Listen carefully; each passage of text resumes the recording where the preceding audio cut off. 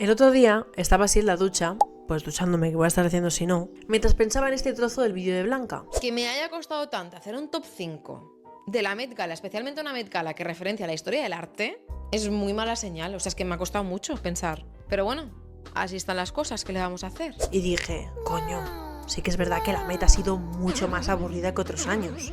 Pero claro, es que últimamente todo es como un poco más aburrido, ¿no? Todos tenemos el mismo color de pelo, llevamos la misma ropa, el mismo maquillaje, incluso las mismas fundas de teléfono. Rehacemos películas, está ansia por ver un live action de absolutamente todo. Pero no para darles otra interpretación, otro punto de vista, sino que la sociedad quiere ver exactamente lo que ella conoce, pero sin ver lo que ella conoce. Han rehecho películas, series, juegos que se han pasado a películas, juegos que se han pasado a series. Y pensé, ¿por qué nos hemos vuelto tan aburridos? Porque, como ya sabemos, la música, el cine y la moda son un espejo de la sociedad del momento. Así que, ¿qué nos está pasando? Hola a todos, bienvenidos a mi setup. Mi nombre es Neus, por si no me conocéis, y estoy en redes sociales como Qceso. Tengo Instagram, tengo Twitter, tengo YouTube, tengo Twitch, tengo TikTok, tengo todo. Es la tercera vez que grabo este vídeo, así que espero por favor que esta vez salga bien, porque me estoy volviendo completamente loca.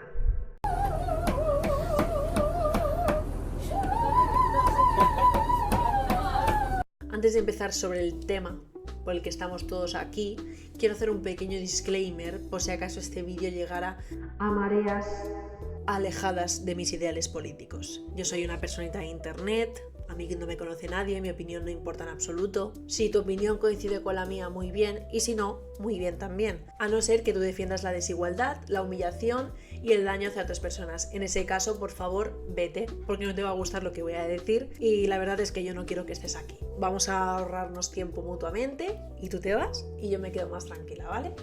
Dicho esto, empecemos con el vídeo.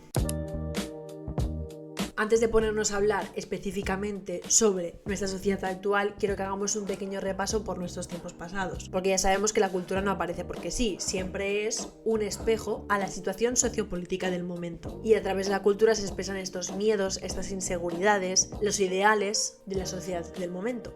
Para que nos entendamos, cada época tiene una especie como de emoción global o estado emocional colectivo. Vale, quiero decir que en este vídeo hablaremos mucho de la cultura de Estados Unidos. Esto se debe a, no porque vayamos a hablar de los Estados Unidos, sino porque vivimos en un mundo tan globalizado que Estados Unidos es un gran exportador de cultura moderna, pues con las celebrities, actores, películas, músicos famosos, etcétera, etcétera, etcétera. Es por ello que nos centraremos un poquito más en sus situaciones sociopolíticas, porque al final, queramos o no, las cosas que pasan al otro lado del charco nos afectan bastante. Entonces, vamos a empezar hablando de los años 80. La situación sociopolítica de los 80 estaba fuertemente marcada por la Guerra Fría, por el miedo nuclear, la tensión entre el capitalismo y el comunismo, y había muchísima propaganda política y muchísimo crecimiento en el consumismo occidental. Y al mismo tiempo empezaban cambios culturales muy importantes, así como la libertad sexual, el auge de la televisión y la cultura global o cultura pop. Las personas de los años 80 vivían completamente obsesionadas con el éxito, el exceso y la imagen.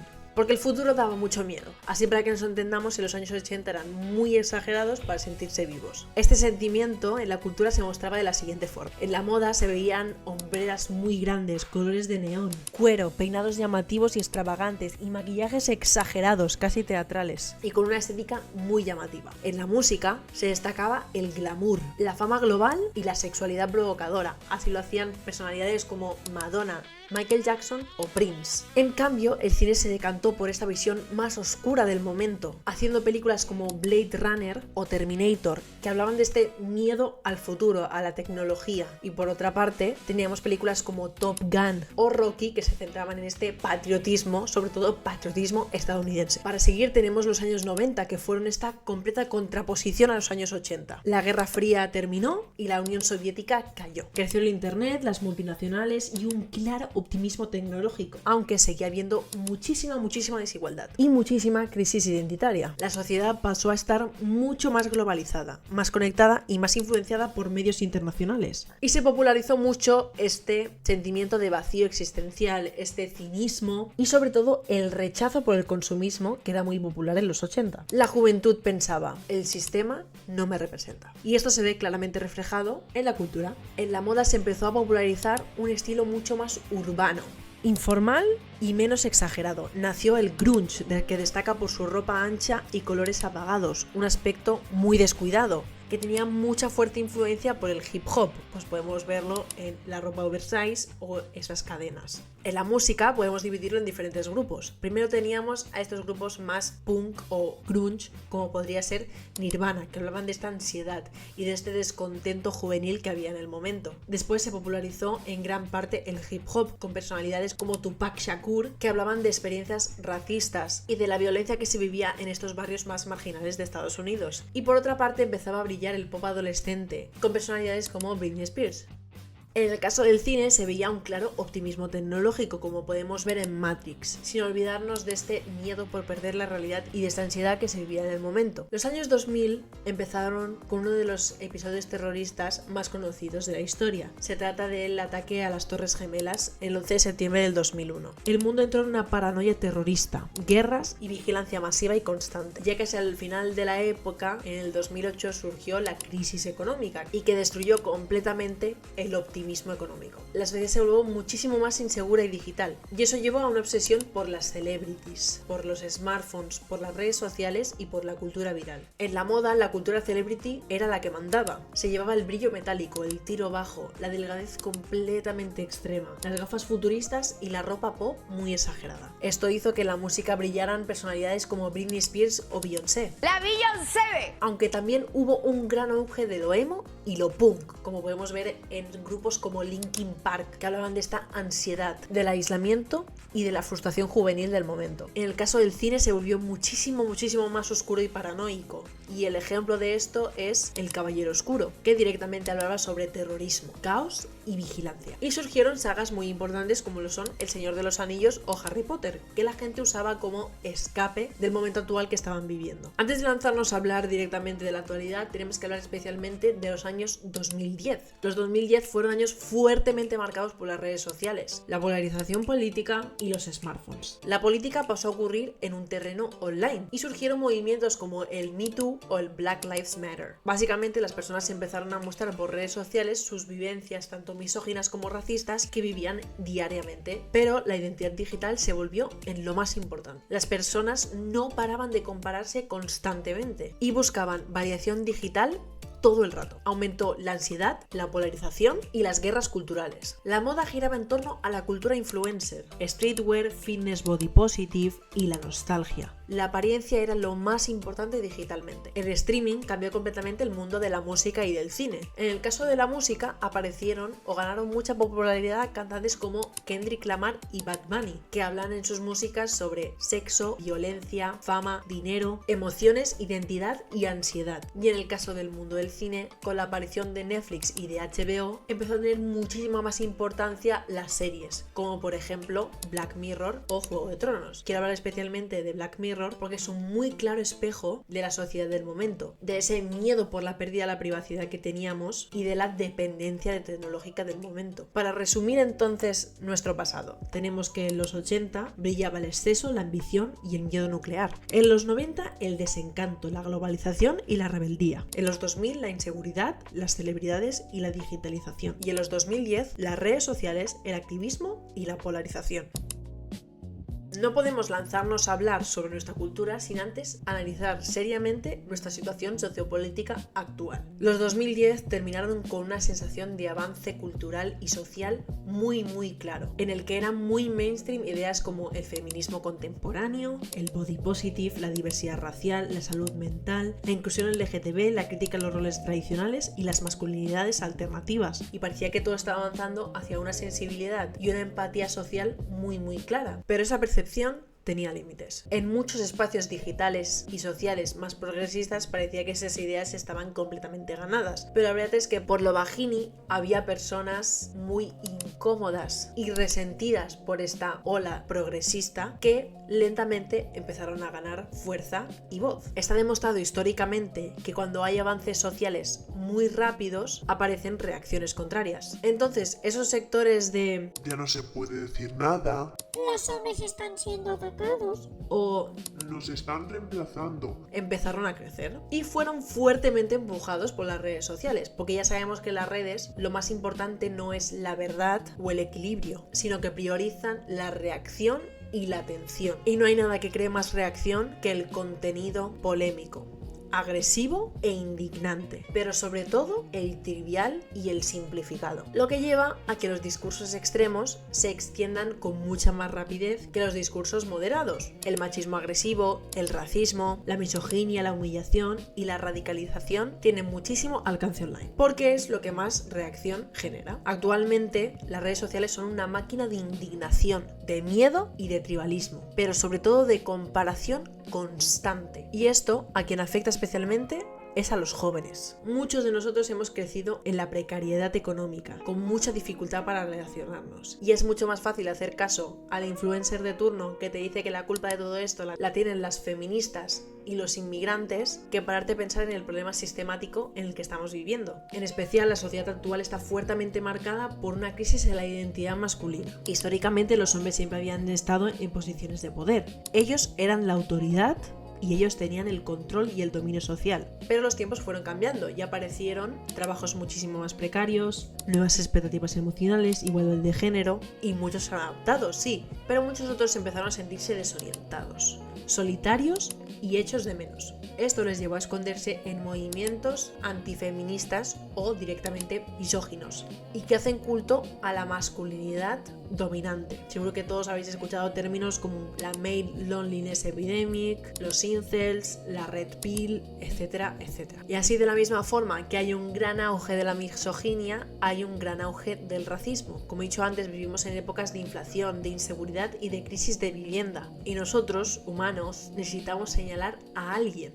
Necesitamos que nos expliquen el motivo de por qué esto ocurre. Y en vez de pararnos a pensar y señalar a ese rico que tiene 13 pisos en la misma ciudad, es mucho más fácil señalar a esa familia pobre e inmigrante que acaba de llegar al país, porque ellos nos están sustituyendo. Y parándonos a pensar, es gracioso porque vivimos en un momento histórico en el que nunca había sido tan fácil obtener información. Es decir, hay 1000 millones de IAs, 1000 millones de buscadores. Lo tenemos literalmente aquí.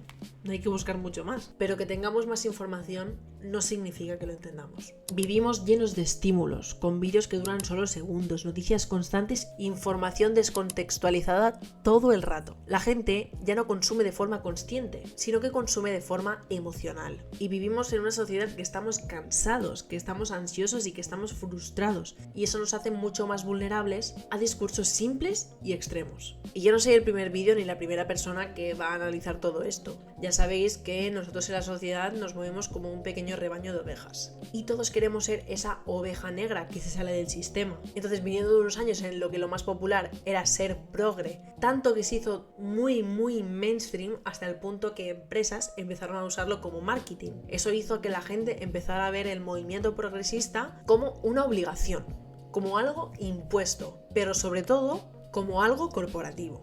Y ciertos movimientos de la derecha política se aprovecharon de esto para mostrarse a sí mismos como auténticos, antisistema y rebeldes. Así que, resumiendo la situación sociopolítica en la que vivimos, nuestra sociedad se mueve con ansia de encajar, con ansia de ser aceptados, porque tenemos muchísimo miedo al futuro, a que nos quiten lo poco que tenemos, a nunca poder llegar a tener nada, miedo a no adaptarse, a estar solo, a no tener dinero, a no tener casa, a no ser feliz. Y eso a lo único que lleva es a la nostalgia, al antes se estaba mucho mejor.